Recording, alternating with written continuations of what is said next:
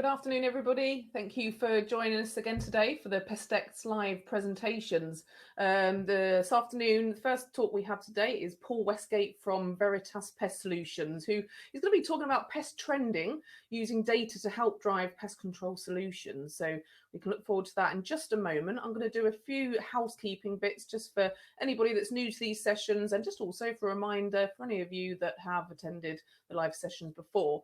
So in terms of CPD, the PestExtra event team will be tracking each individual's engagement and activity across all areas. Now, this might be seminars, exhibitor stands, videos, things like that. We're going to be tracking that time that you spend doing those things. And then we'll total your time across the whole event, and we'll calculate it. And this will be 1 hour for each hour of activity that you have will equal 1 CPD point. So if you are with us for 2 hours today, you'll get 2 points for that, and so on and so forth. Okay, hopefully that's understandable. For any more information on that, just visit the BPCA stand and we'll have an extra chat to you about it. We have a Q&A session here today. Once Paul's gone through his presentation, we'll pop up and do some questions. You should be able to see a Q&A and submit your question button, depending on what device you're using. It might be in a different location around your screen, but have a look for that. So if you have a question for the presenter, Paul, then please put that question in the Q&A section, because we do also have a discussion button. You might see a discussion forum. Now, this is, as it describes on the box, it's for discussion, really, a bit of chat. Maybe you guys want to share some information or you'll make some comments, but not questions. Put the questions for the presenter in the Q&A section. Really, really important. We've got a moderator with us today, so of course, if there are any questions that pop up there that we feel they've been put in the wrong place, we'll direct you on that. So just don't worry too much. But Q&A, discussion forum. If you have any technical problems, it might be sound or video, then you need to hit the orange live support button at the top of your screen. Okay, and we'll have someone there who'll be able to help you out with any technical issues that you have. And the last thing, so in these sessions, we can't see or hear you. And if you do want to have some live chats with the BPCA team or exhibitors, then please visit their stands. The exhibitors today, they've been able to make this happen. They've, allowed it to be a free event for you guys attending. So make sure you're going to have a good chat to them, see what products they're offering, what services, and get to know what's happening in the industry. Okay, fabulous. Well, without further ado, I'd like to get Paul up, invite Paul over, and we'll have a talk about data analysis. Thank you. Thank you, Natalie. Thank you. First of all, thanks to the BPCA for inviting me in to do this presentation today. It was a bit of a last-minute kind of substitution, so if you're expecting to hear about the public health triangle with pest controllers, EHOs, and local authorities, I'm afraid this isn't that presentation. It's something far more exciting instead, I'm sure. We're going to look at how we can use data to control pests, and the objective of today really is just to share some experiences from my own working career as a pest controller, where I've used data to help me to move on a pest control situation, and it's really trying to empower pest controllers to find ways that they can offer a more professional, science-based solution, really. The majority of my experiences come from food manufacturing, so it's quite heavy on that side of things, but the principles that sit behind what we're going to discuss today can be applied across the board in any pest control situation. So this is me. I work for Veritas Pest Consultancy. We're a consultancy company that supports professional pest controllers and people within the food industry. Anyone who really wants to deliver high-end, high-quality pest control. I also, as of last year, I'm an elected member to the board of the BPCA, and it was quite interesting just watching the advert before we started today, saying about a member-run organisation. And I suppose I want to take this opportunity to reach out to people to say, look, if there are things that you want to be discussed as a member of the BPCA, then feel free to contact myself, and I will do what I can to help those voices to be heard. So the principle of this talk really came from the influence of COVID, which I'm sure needs no introduction. But I, like many of you, became quite au fait with the data that was presented to us, and we became really used to seeing this kind of graphical information. And I just wondered, obviously doing these seminars remotely as we are because of COVID, what we could learn from the COVID situation. So here, for example, is a graph. It shows the number of daily cases of COVID in the UK. And we can start to look at this, and we can start to understand the graph. We can start to see the effects of actions that were taken. We can certainly see around sort of Christmas time in the UK here, we had our lockdown, didn't we, just after Christmas, I think it was. And we can see that the effect of that lockdown was to reduce the amount of daily COVID cases that we were seeing. And this really is what translates across into pest control. This is kind of the data that we want to be showing. We want to be showing that the actions, the procedures, the treatments that we're undertaking are having an effect. And it's really important when we're using data to try and use the data to explain our successes, but also to identify where things didn't go as planned and to come up with new solutions. The problem with this data is it's quite reactive, isn't it? It's kind of saying, we've got a problem, we must do something about it. And then we kind of looked at this new figure, this R figure that started to be introduced, and we became aware that if the R value was above 1, that meant that the COVID outbreak was rising, and that we needed to do something. We potentially need to do something about it. And it became a kind of a threshold value to aim for. And this is just from the ONS statistics that I drew off the internet earlier this week, and it shows that all areas of the UK, we're currently sitting nicely below that 1 figure. So it would suggest that the COVID outbreak in the UK is falling. We are winning. We are moving towards where we want to be, and it gives us some form of proactive measure, something to aim for. That these aren't people that are getting COVID. These are the numbers of people that will get COVID passed on to them, in theory, if we don't take action. But there was lots that came out of the COVID, and a really good statement that I like was a statement of data-led decisions, and that's something that is not always possible in pest control, but where we can use the data, it helps us to show what we are doing is working. It helps to shape the treatments, the methods that we use. After all, we're all familiar with the phrase integrated pest management, hopefully, about using all of the available pieces of equipment in our toolbox, whether that be chemicals, education, hygiene, sanitation, all of those things, to make sure we deliver the right solution for our customers. And if we can't measure it, we can't manage it. And that's what really the main part of today's discussion is about. We saw that some things didn't work. Some measures that were introduced by the governments weren't successful, but without the data, we would never have known whether or not that solution was working. And I think to myself, can I imagine where we would be right now if we didn't have all of this data around about the number of people that were in hospital and the R value and all of those bits of information that have enabled us to make the right decision? Would we be in the same place that we are now, which is hopefully emerging from this situation? Another key thing was it's not just about COVID. Now, the solution to COVID, I'm no expert, but the solution to COVID, I would imagine, would be to lock everyone in their houses for a really long period of time until this virus had disappeared. That way, no one would pass it on to anyone else, and we could get back to living a normal life. However, it's not quite as simple as that, and I certainly, I'm sure everyone agrees, would not welcome any more time spent locked in my house than absolutely necessary.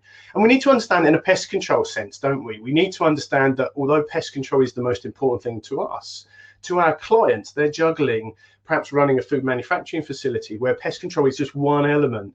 And we need to make sure that pest control solution is taken into context, and we understand the pressures that our clients are under to deliver on all fronts, not just on the pest control side. We often hear about trends, and I've just grabbed a dictionary definition here just to make sure we're not thinking about things trending on social media. But we're looking at the general direction or changes of development, and I've put kind of 3 pretty straightforward graphical representations of some trends there, and we can see the first one there is a trend going up, the second one is a trend staying still, and the third one is a trend going down. And this is quite a fundamental part certainly pest control within the food manufacturing sector, about the ability to produce good trending information, which is often used in the decision-making process.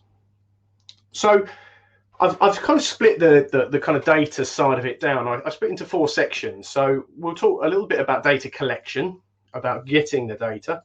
We'll talk about how we're going to present that data. And that is often the bit where the journey stops in pest control, in my opinion. We're quite good at putting monitors out, collecting information, and it kind of sits in a folder, and we don't really use it. We don't exploit it. We don't challenge the data. We don't learn from it.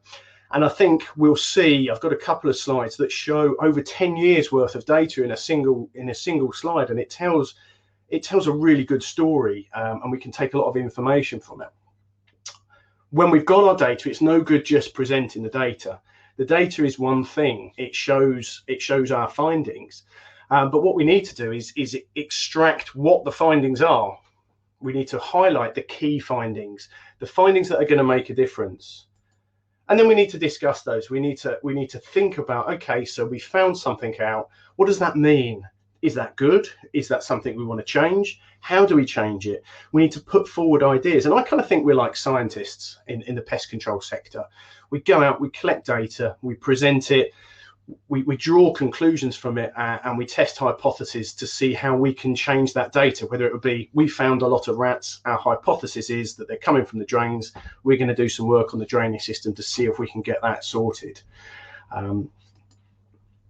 So why bother? Why do we do this? Why use data? Why not just go out and control the pests? That's what us pest controllers do, isn't it?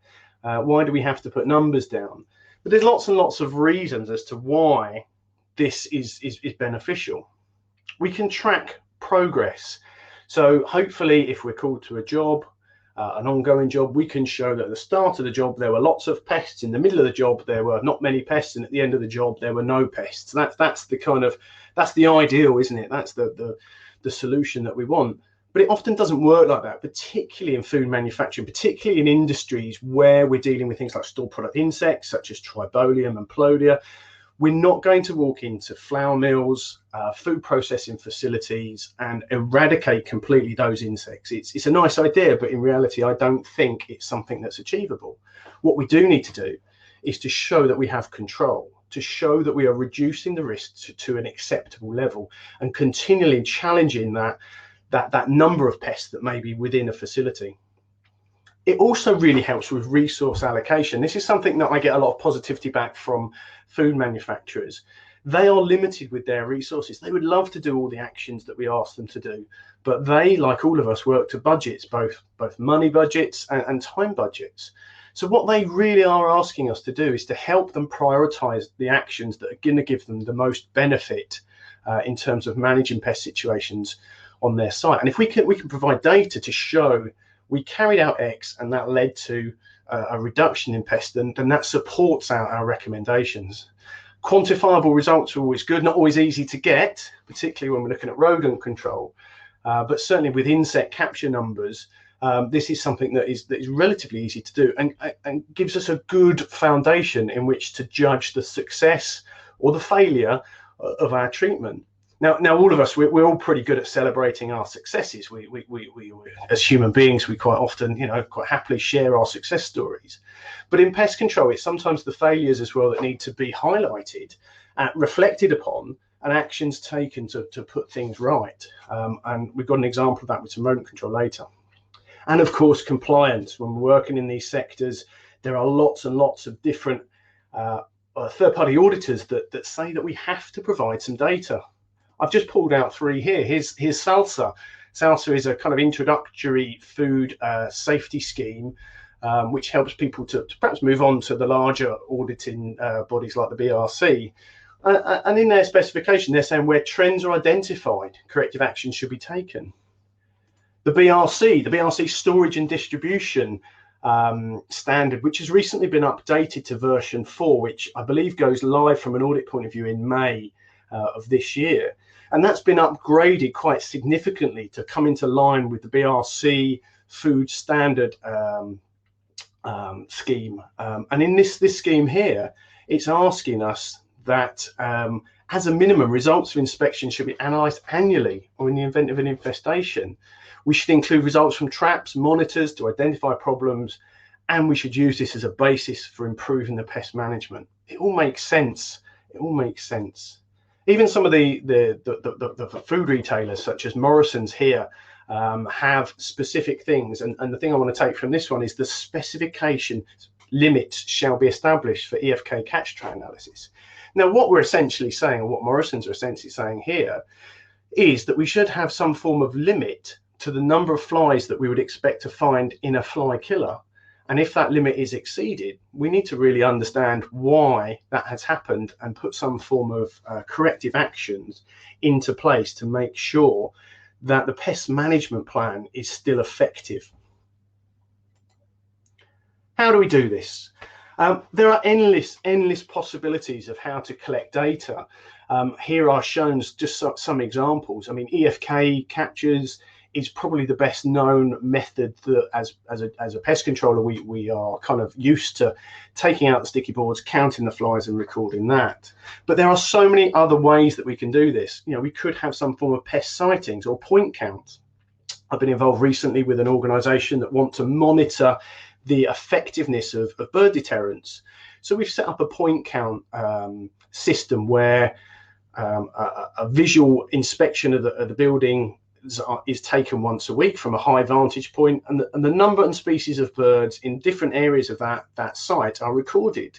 And from that, it's at initial stage at the moment, but from that data, we will be able to see what impact deterrent systems were having, where birds were being found, what actions were being taken by the birds, so that we can take different actions.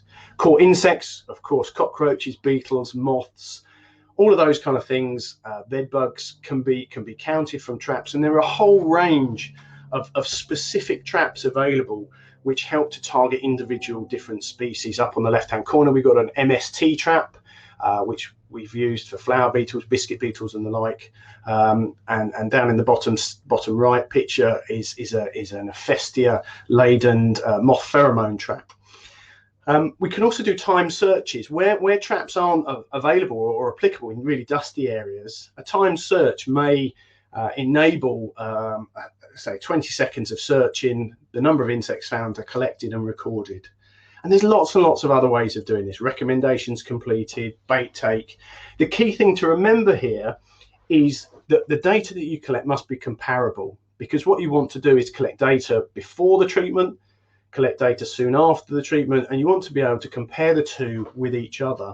And often with data, you may need to compare this over a long period of time to get the level of control that you were hoping for, particularly in store product insect control.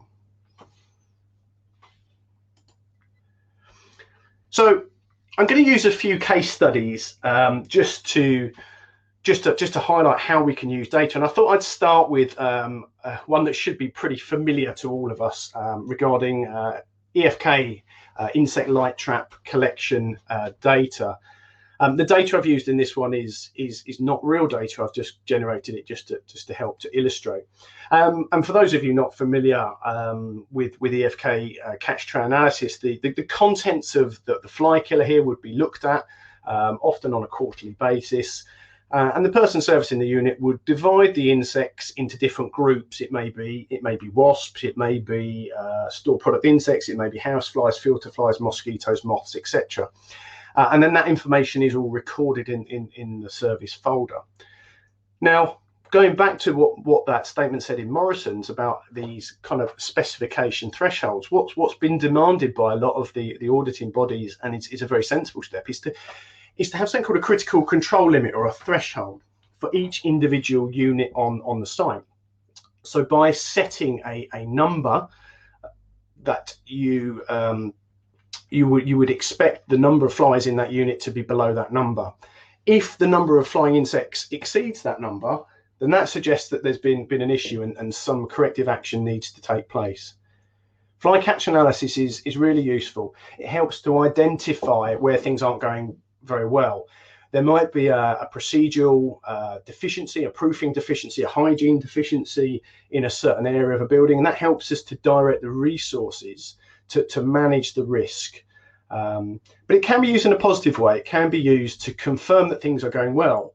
And in the vast majority of cases, the catch tray data that comes out of these fly killers acts as a support to say, actually, in this area of the building, things are going well. There is no requirement to do anything further in this area.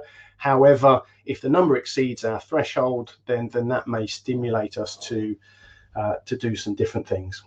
So let's have a look at some. Like I say, this is fictitious data that I've just invented. But what I've done here is I've provided a factory, and I've provided, what have we got there? 3, 4, 5, 6, 7, 8, 9 fly killing units. Now you'll notice that I've split this factory nicely into 2. We have the goods in, goods out fly killers, and they're highlighted by the green color. And the ones in the food manufacturing area are highlighted in red. And the reason I've done this is to show how data is different depending on the location. I think we'd all agree that 10 flies in the goods out section of a food factory where all the food is packaged is far less of a risk than 10 flies flying around an open food area, for example, in the burger line. So what we've done here is we've set up different critical control limits for the different areas of the factory relating to the risk. So we'll go in and have a look at some of this data in a little bit more detail, and we'll focus in on the meat store area. So this is typical kind of total flying insect catch data. We've got the units running down here. Here we've got our critical control limit. So this is the number of flies that we are in our kind of theoretical example. We're happy to have 100 flies per service in these ones because they're in an open food, and these ones we're happy that there's more flies because all the food's closed. There's still a risk, but it's not as great as this risk. And we can see here each month here we've entered some data, and we can draw various conclusions from that information as to what's going on at the site. At the bottom here, we've totaled up the number of flies, and you'll already all be starting to draw your judgment as to what's going on in this fictitious factory. If we were to look at the meat store data, we can go further with this, and this is really useful to do because now we can see the same service dates and the same totals, but in this bit of data, we've actually broken it up into 4 different flying insect species or groups, and we can see the breakdown of what's going on in each of those captures, and we can draw conclusions. We may draw a conclusion. We may say, hey, look, there are no filter flies that have been captured during this period.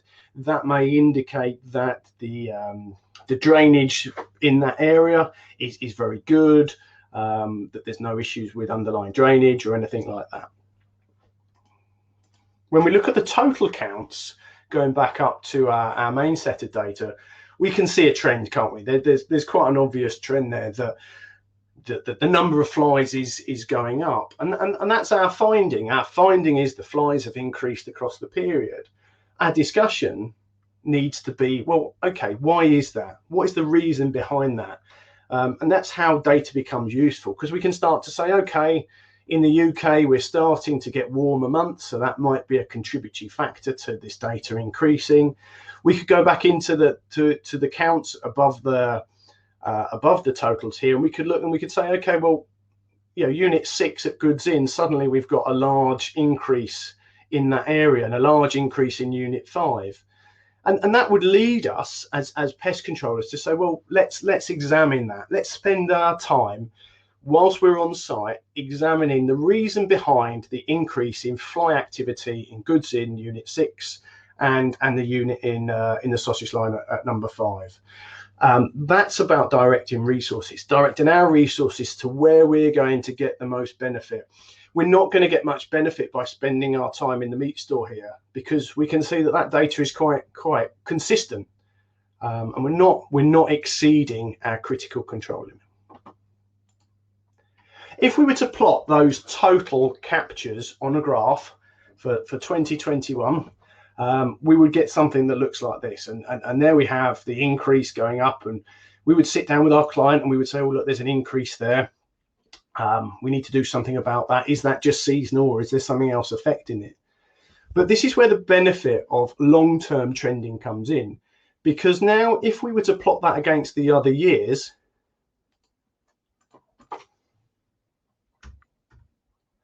the other year's worth of data, we can see our blue line is our 2021. Our orange line and our grey lines represent data from 2020 and 2019. We actually see that, yes, there is a rise, but look at the progress that's been made on this site since 2019. And although, yes, there is still some work to do, the longer term trend, by trending over a long period of time, we can actually celebrate a bit of a success there. We can say, yes, okay, we have still got a significant fly population that needs to be dealt with, but we have made good progress from where we were. There are lots of things you can do with EFK data. I've not used any special software to do this. This is all done in Excel. Once you get the formula set up, you just pop in your data, and you can get a bit of a dashboard of information that comes out. We can use lots and lots of different things. I like these figures here, flies per day. That's a good figure that I use to compare different areas. And this traffic light system here is good as well. This automatically shows me where an EFK has returned a count that is above the critical limit, albeit a small one here, but that one there is telling me where the greatest risks are. There is so much that can be done with EFK analysis, and I think the key here is we are good at collecting the data. We provide this data. We may even present it in a graph, but do we actually discuss our findings? Do we actually use the findings from the data to drive improvements within that facility? Here's another case study. This is to do with Indian meal moth, and in this case study, it really shows the long-term effort of trending, and this tells an amazing story over 10 years, or more than 10 years of data collection. And I must stress at this stage, this kind of stuff is only possible where you've got engagement from, in this case, the factory management, the hygiene manager at the factory. And as with any successful pest control in food manufacturing, you really do need that team effort to drive these things forward. And the client uses this data. When he is audited, he will invite the auditor to have a look at the number of moths in his factory. And you can imagine the auditor thinking, well, crikey, this is not going to be good, is it? But the data tells us such an important story of how well things are being managed. And it was used in a situation where the factory in question had an incident with flower beetle, actually, which caused the factory to be voluntarily shut down for a period of time. And the data that came out after that shutdown was really quite important. Now the next slide is a bit there's a lot to this, but I'll just talk you through it very, very, very slowly. So across the top here, we've got the years. And down the side here, we have the weeks of the year. Now on this site, I think there's around 60 or 70 moth pheromone pots. And each week, the number of moths caught in all of those moth pheromone pots is added up, and the numbers are put into here.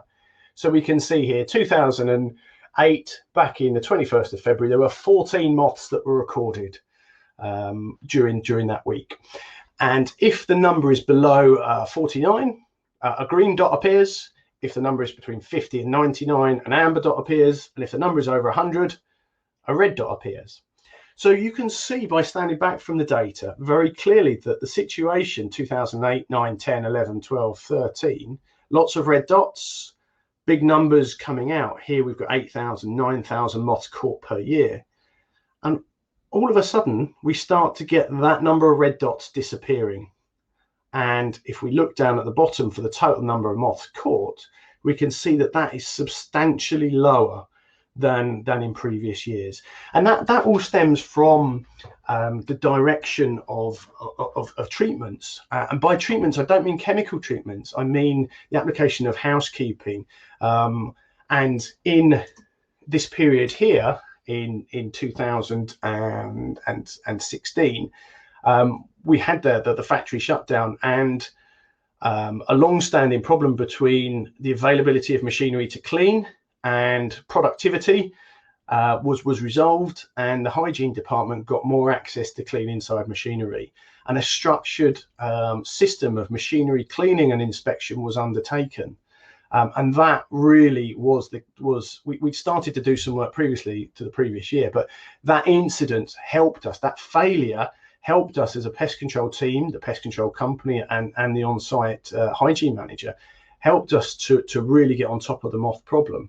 So much so that the preceding years, there's only been one incidence of more than 100 moths being recorded in any 1 week. And this in itself tells an amazing story, because behind this data sits the individual counts for each of the moth pots on the site.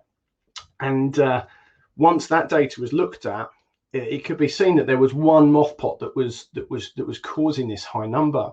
So an inspection was undertaken by the factory staff around that area, and they managed to locate a pallet that was stored high up in the warehouse that had become infested. Once that was removed, and after a couple of weeks, we see the moth count return to a very, very low rate. And I wonder, if we hadn't had that monitoring system in place, whether that pallet would have been discovered, or that pallet would have just seeded moth activity for a much, much longer period of time. The data enabled corrective actions to be put in place. It enabled a solution to be made, and it prevented a more ingrained, longer-term problem from becoming established. The data that you saw 2018, 2019, 2020 is presented here in a graph as well.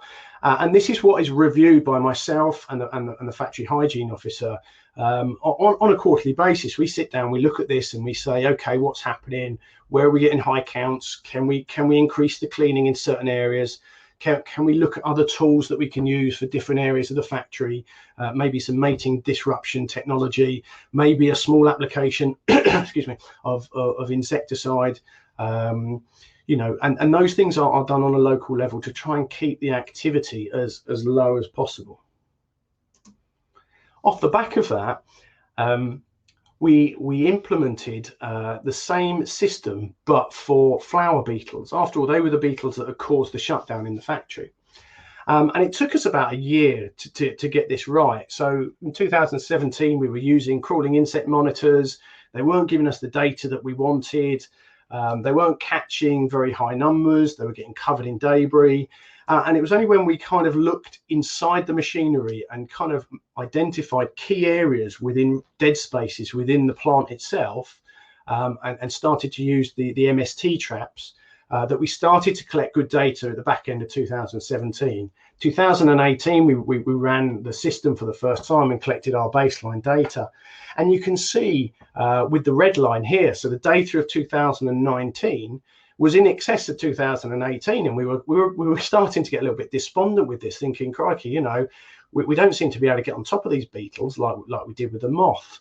And then we tinkered with it. We looked at the data. We applied some different strategies, and it started to come down. And we can see now from sort of July time, 2019, we've actually been running more or less at a lower rate than in that baseline year of 2018, and it gives us good evidence to support that the pest control situation at this mill is being managed. Are we happy there's still 104 beetles? No, we're not. We want to get that as close to zero as possible. Are we ever going to get it to zero? I don't think so. I don't think so, but we need to get it as close as we possibly can. Rodents are a little bit more difficult to collect data from because we can't necessarily catch them per se. We often use monitoring baits that will deal with greater than one rodent, and as we know through mice being sporadic feeders, we may have multiple takes of bait, which may be 10 individuals or maybe one individual, and it becomes a bit more difficult. If we are catching the rodents, then that is good data, but it's not quite as widespread and as easy to do as it is with insects. But one thing that I've done, I've called these things heat maps. I'm not sure if that's the official name for them, or it's just a way of presenting data. So here we've got another factory where upon the review that was recently done earlier in this year, we looked at data from 2019, 2020, and we managed to identify that this was the situation in 2019. So here's the factory, and we've got a really simple color-coded system. Green is clear, is low. Amber becomes the twos, and then it goes up. And this was all done in Excel using conditional formatting. Very, very simple to do. If I can do it on Excel, I can guarantee every single one of you will be able to do this. So this told a really good story. It said, look, hey, rats on this site are being really well controlled. There were no reports of any rat activity or anything along those lines. It was all going very swimmingly. And in fact, I just want to note, just while we have a second here, listening to Alan Buckle yesterday speaking about resistance. This was a site where resistance was present. There's a site in Kent, resistance was present. And when we were invited to take over the pest control of this site, we looked back through the records and no other anticoagulant had been used except for bromidolone on this site. Once we had the resistance results back, we simply changed the baiting strategy and we got really, really good results. It didn't completely solve the problem. Pest control doesn't work like that in a lot of cases, but it meant that the sightings of rat activity has almost disappeared on this site. However, on review of the documents, this is 2020's data. So although the client hadn't told us about any increase in rat activity, and it wasn't a kind of a hugely well-known thing, going back through all of the technicians' reports, you could start to build up a bit of a picture about what was going on the site there. And actually, when you flick between the two pieces of data, although the customer was not challenging us to say, hey, look, I've got lots of rats, there is certainly evidence there to suggest that something needs to be done.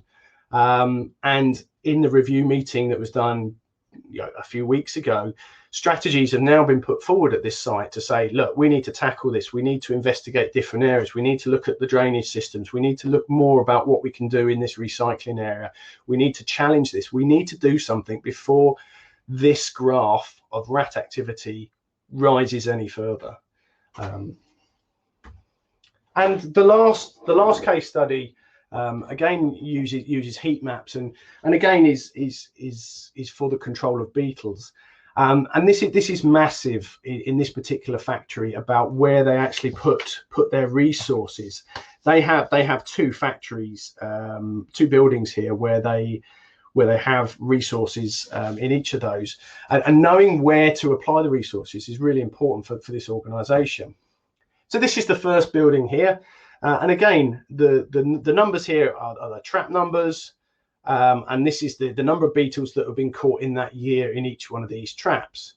And we can see quite clearly here that the area of most concern is around this mixer area. So we would say, okay, we've got limited resources, let's dedicate that to that area, because that's where we're going to reduce the beetle number by the greatest amount.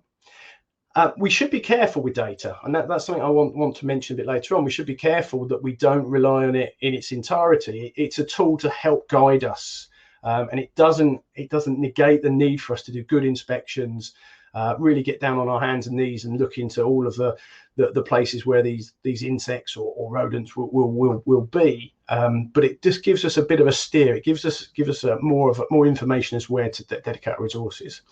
What this doesn't show is the work that was done in this area here, particularly around this section here, this trap here. Lots and lots of effort. If we pulled up the 2019, then this area would be bright red here. And what was done after that was lots of machinery inspections, some on-site training, some pest champions in the factory were trained up and developed.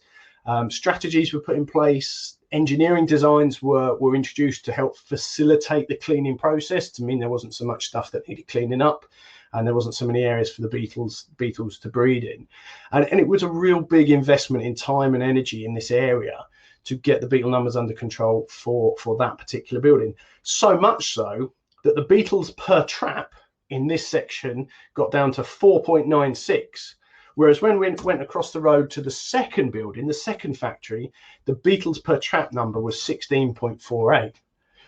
Now, the learnings from that first factory are currently being introduced into now the new highest the new greatest risk area to this client's business, which we can clearly see in the warehouse around this area here, and then potentially down here as well on line 1.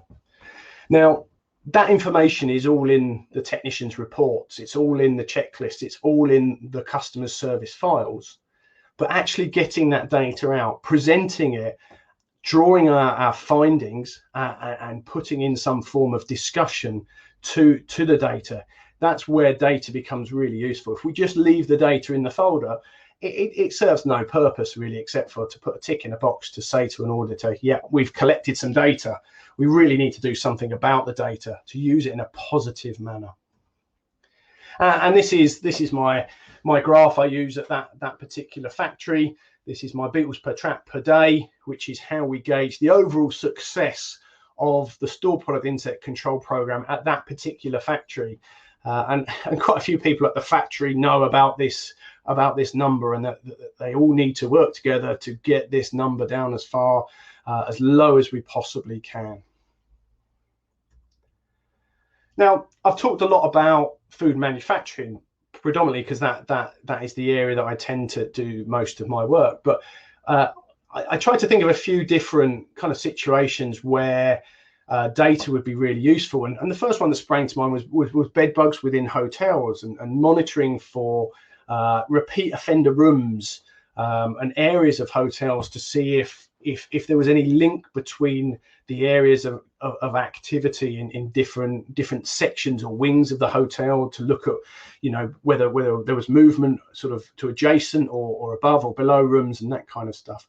I thought about it from a pest control company point of view, and whether or not you could use data of any contracts you hold in different districts to kind of formulate kind of marketing campaigns. I certainly know in some of the towns near me, there are certain roads in certain towns where certainly oriental cockroaches and German cockroaches are highly prevalent in those particular areas. And I was just wondering whether or not the data could be used by people who run pest control companies to look at that.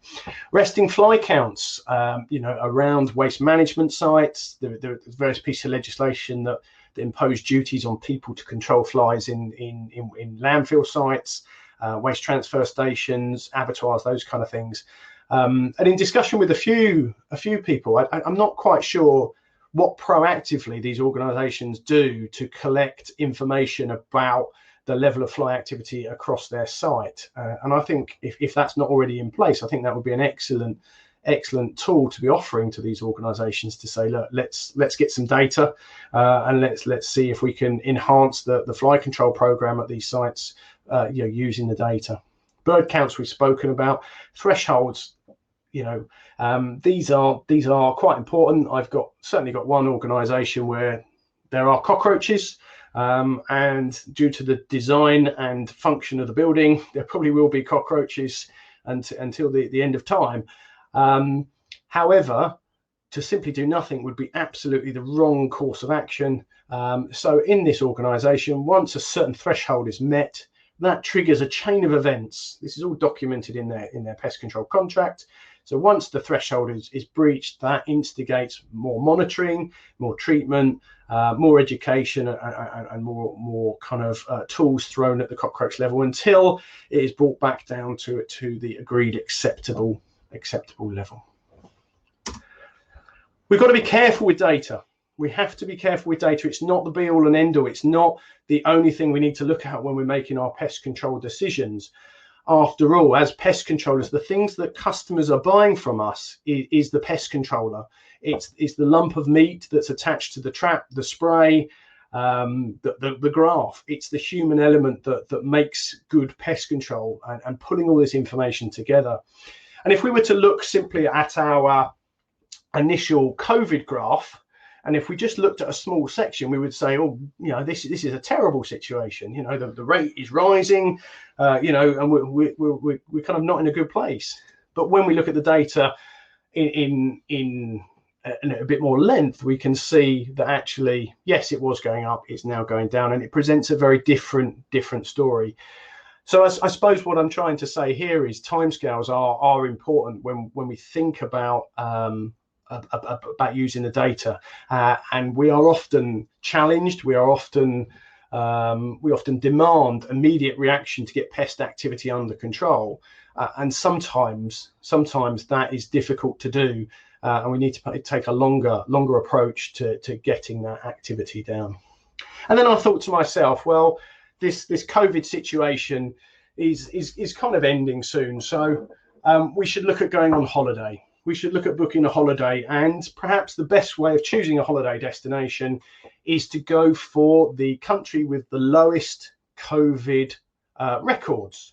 And here, this just gives us a good example of the data is only good as good as the data provided, the analysis. And if we look at this graph here, and if we drilled down, we would see that in Tanzania, in Eastern Africa, where we could go and sit on the beach in Zanzibar and go around the Ngorongoro crater, they've only recorded 509 cases. So if we were to just use the data, we would pack our bags and we would head off to Tanzania for our holiday. Now, is that the safest place? I don't know, but I know that the data that's come out of that particular country has not been recorded very, very well. So a cautionary tale about data. Data is important. Data can help us, but we just need to be careful when we're using the data. Hi, Paul.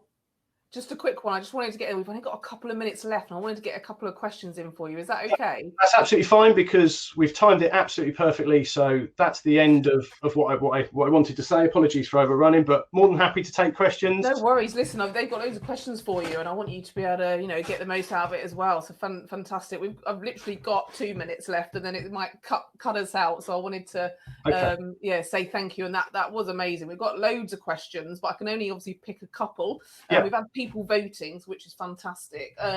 So quick question, the biggest voted one was, do you include data analysis as part of the service contract or charge a premium for this added service of reporting?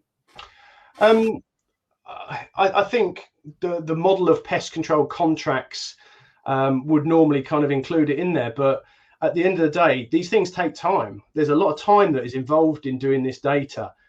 So yeah, absolutely, I would be building that into my costs, and I'd be saying, look, this is the data analysis that you're going to get, and that has value. That has massive commercial value. And I think sometimes we may be a fool to ourselves and sometimes say, oh, we'll just do that for you, when in fact, actually, that level of analysis has commercial value. And I think personally should be detailed in any proposal so the client knows exactly what they're getting from you. Yeah, managing expectations, one of my favourite phrases. Yeah, absolutely. Good stuff. And how much of the data do you think could be automated? Yeah, I think technology is not my strong point, I must admit, but I'm certainly aware of packages that will record information for you and do all of those kind of things. Certainly in my experience, sort of looking at an MST trap and trying to work out what particular insect is gunked in all the oil that's in there is something that the skill of the pest controller is probably the best equipment to do that. I don't know if there's any technology that can do that, but yeah, a lot of it is automated in terms of once the data goes into Excel, which is what I use, I simply have to add in the numbers that I'm recording, and all of those colors and the numbers and the graphs, they all kind of look after themselves. So yeah, I suppose in that respect, a lot of it is automated through Excel. Yeah. Lots of different templates, isn't there, available? Yeah, absolutely.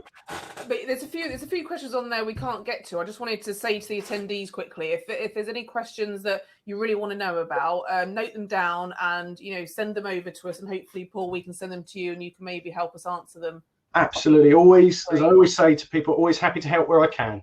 Fabulous. Well, Paul, thank you so much. So sorry we had to rush through that bit. It's very strict with it, but thank you very much. That was amazing. Thank you, Natalie. All right. Take care. Bye. Bye.